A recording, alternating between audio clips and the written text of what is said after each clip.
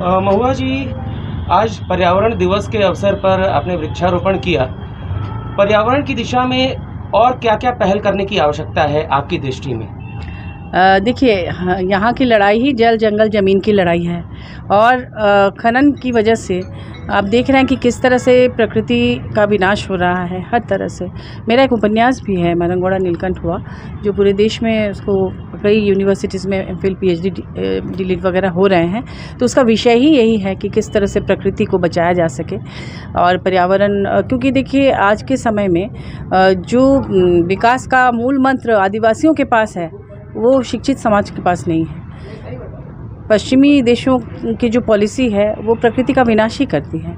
अभी देखिए जो लड़ाई की बात हो रही थी, लोग डर रहे थे कि कहीं परमाणु युद्ध ना हो जाए, पर पूरी तरह से पृथ्वी का विनाश ना हो जाए।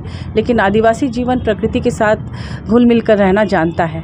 जितने भी पर्व त्यौहार हैं, करवा, सरहुल और इस तरह के जितने भी हैं, सब में प्रकृति की पूजा होती है। तो हमारी भारतीय संस्कृति जो है प्रकृति की रक्षा करती है और ये पर्यावरण दिवस के अवसर पर हम उसे याद करते हैं कि नहीं, हमें प्रकृति को का संरक्षण कैसे करना चाहिए। आज हम लोग यहाँ पर वृक्षारोपण कर रहे हैं। इसमें बताएंगे कौन कौन लोग शामिल हैं। स्पोर्ट्स के लोग हैं और युवा हमारे यहाँ, उनका क्लब है, युवा दल यहाँ उपस्थित है। तो ये अच्छी बात है कि नई पीढ़ी भी इस पर गौर कर रही है और प्रकृति को बचाने में लगी हुई है। हर व्यक्ति अगर अपने अपने घर में, आंगन में अगर एक पेड़ भी लगाए तो, क्योंकि ऑक्सीजन चाहिए, कार्बन डाइऑक्साइड ज़्यादा से ज़्यादा उसका आजकल चूँकि इतना ज़्यादा वाहन बढ़ गए हैं, सबके घर में एसी है, फ्रिज है, कूलर है, तो इससे जो कार्बन डाइऑक्साइड ज़्यादा से ज़्यादा पर्यावरण को दूषित कर रहा है वो हमारे हेल्थ के लिए भी कितना ख़राब है। तो मुझे लगता है नई पीढ़ी को भी इसको सोचना चाहिए और वृक्षारोपण करना चाहिए।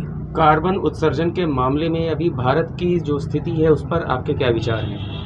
यहाँ बहुत जागरूकता की कमी है, या जागरूक मतलब चीज़ें तो सब लोग जानते हैं लेकिन उस पर अमल नहीं करते। उनको लगता है कि सारी जिम्मेदारी दूसरों की है, अपनी नहीं है, और लोग इसकी बर्बादी पर तुले हुए हैं। इसलिए जागरूक करना ज़रूरी है और पर्यावरण दिवस के अवसर पर इसको याद दिलाना ज़रूरी है लोगों को। ज़्यादा से ज़्यादा वृक्षारोपण करके लोगों को, जैसे जब तक सिगरेट पीना ख़राब है सब जानते हैं, या हेलमेट पहन के गाड़ी चलाना है सब जानते हैं, लेकिन जब तक पुलिस उसे नहीं पकड़ती है तब तक लोग हेलमेट भी नहीं पहनते।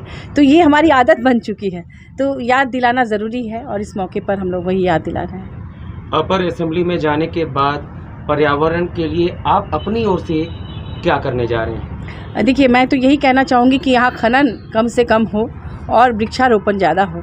इस पॉलिसी केंद्र सरकार लाए, क्योंकि खनन से हमारा झारखंड उजड़ रहा है और वृक्षारोपण अगर किया जाएगा तो वो जंगल जो उजड़ चुके हैं वो फिर से बसाए जा सकते हैं, उसे हरियाली और आ सकती है। बहुत जी।